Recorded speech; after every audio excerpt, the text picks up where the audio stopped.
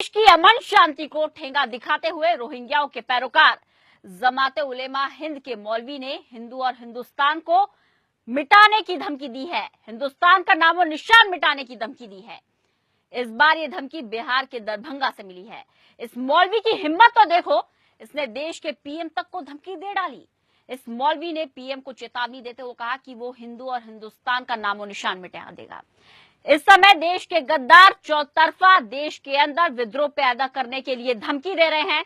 पहले आप इस मौलवी को सुनिए कि ये गद्दार क्या कह रहा है। मैं आज जमीयत उलमा हिंद के प्लेटफॉर्म से ये मांग करता हूँ कि प्रधानमंत्री जितनी जल्दी हो वो चुप्पी तोड़ें और बर्मा में जिस तरह से रोहिंग्या मुसलमानों का कत्ल हो रहा है, छोटे छोटे बच्चे को काटा जा रहा है, उसको तहफ़्फ़ुज़ फराहम कराया जाए। अगर इस तरह से नहीं हुआ तो हम लोग आज दरभंगा कमिश्नरी से ये आवाज उठाए हैं। जरूरत पड़ी तो देश की राजधानी से आवाज उठाएंगे और यूएनओ तक इस मामले को ले जाएंगे। पूरे विश्व में अगर देखा जाए तो मुसलमानों के एक साजिश के तहत, जबकि मुसलमानों की तारीख रही है, हम लोग आदम से लेके अब तक अमन शांति के साथ रहते आए हैं। हमें बदनाम नहीं किया जाए, हम अमन पसंद इंसाफ कौम है, हमें तहफ़्फ़ुज़ फराहम किया जाए। और अगर ऐसा नहीं हुआ तो याद करें हमारे हिंदू भाई कि इनकी सिर्फ तारीख में नाम रह जाएगा और नक्शे पे जमीन पे कहीं ये देश दुनिया नहीं दिखेगा। अब एक बार जरा इस गद्दार को ध्यान से सुनिए। ये हिंदू और हिंदुस्तान को मिटाने की धमकी दे रहा है।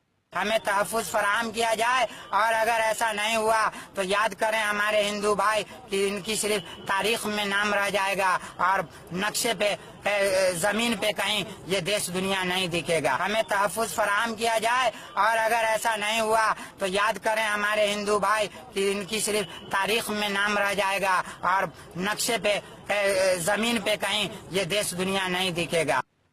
हिमाकत सुनिए आपने इस गद्दार की, किस तरह से ये देश का नाम मिटाने की धमकी दे रहा है।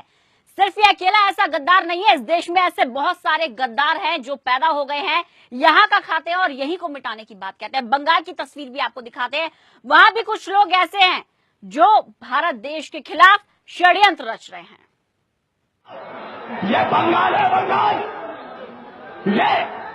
ये बंगाल है। कभी कोशिश मत करना कि यहाँ से रोहिंग्या मुसलमानों को मत समझो कि वो लावारिस है, उन्हें तुम बंगाल से निकाल दोगे। सुनो, ये आसाम नहीं, ये गुजरात नहीं, ये आसाम नहीं, ये यूपी नहीं, ये मुजफ्फरनगर नहीं, ये मुजफ्फरपुर नहीं, ये आसाम नहीं, ये गुजरात नहीं, ये बंगाल है, बंगाल। और अभी बंगाल में किसी माँ ने वो अनाज नहीं डाला कि मुसलमानों को निकाल कर दिखा दे। बस मैं अपनी तकरीर खत्म कर रहा हूँ। अगर वक्त आया तो इंशाअल्लाह यहाँ से दिल्ली तक का जुलूस निकलेगा। इंशाअल्लाह इससे बड़ा मजमा लेकर, इससे बड़ा जुलूस लेकर हम दिल्ली पहुंचकर हिंदुस्तान में नई हिस्ट्री बनाएंगे।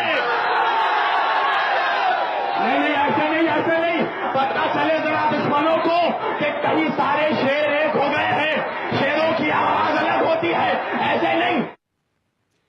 शेर नहीं, गीदड़ एक हुए हैं जो एक कोने से चिल्ला रहे हैं, चिंगाड़ रहे हैं, देश के खिलाफ षड्यंत्र रच रहे हैं, माहौल खराब करने की कोशिश कर रहे हैं। नहीं तो भारत माता ने हर एक ऐसे सबूत को जन्म दिया है जो आपको आपकी जगह दिखाने की पूरी हिम्मत करता है। हिमाकत नहीं है आपकी कि आप देश के खिलाफ जहर उगले, ये सिर्फ और सिर्फ सहनशीलता है जो आपको बर्दाश्त कर रहा है, नहीं तो कब का पाकिस्तान में खदेड़ दिया होता।